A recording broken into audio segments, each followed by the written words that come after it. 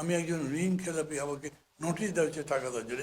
বিষয়টা মোটে নোটিশই ছিল না, ওরকম নোটিশ দেওয়া যায় না, তার জন্য শাস্তি হতে পারে। কোনো কোনো পত্রিকায় নোটিশটা চেপেছেন, কিন্তু এই জন্য যে সাজাটা হলো সেটা ছাপেনি। যেহেতু তফসিল করা হয়েছে, পুনঃতফসিল করা হয়েছে, আমি ঋণ খেলাপি থাকতে পারি না। এটা হচ্ছে কেবল চিঠি আদান প্রদানের মধ্যেই দিলেই শেষ হয়ে যায়, নাহলে আমাকে ঋণ খেলাপি বলাও আসলে যুক্তিসম্মত হয় না। এই প্রশ্ন যখন করেছি, গত পরশু বা তার আগের দিন একটা নোটিশ আমার কাছে যাচ্ছে, আমার পুরো তফসিল ক্যান্সেল করা হয়েছে।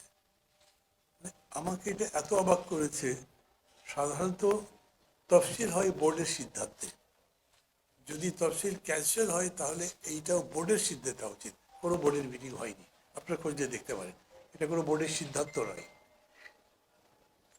মামলা যখন চলে, আমি তো অন্য কারোর বিরুদ্ধে অভিযোগ করছি না, আমি চাচ্ছি যে আমাকে যাতে সময়টা দেওয়া হয়, সেই সময় পর্যন্ত আমার ঋণ খেলাফির লিস্ট থেকে নামটা বাদ হোক।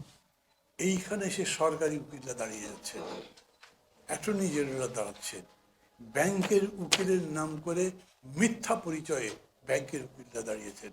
ব্যাংকে গিয়েও আপনারা জিজ্ঞেস করতে পারেন, এই মামলায় ব্যাংক কোনোদিন উকিল রাখে নাই। এই মামলায় সরকার কোনো পক্ষ নয়, সরকারি অ্যাটর্নি বা ডেপুটি অ্যাটর্নিরা ওইখানে ওকালতি ওই পার্টির পক্ষে করতে পারে না, তাও করেছে। এই সব কিছু মিলে আমি মনে করেছি আমার কাছে একটাই উপায় আছে, আপনাদের মাধ্যমে জনগণকে বলা যে আমার অবস্থা। আমি জানি না কাল যদি রায় আমার পক্ষে না দেয়, তার নির্বাচন করতে পারবো কি না।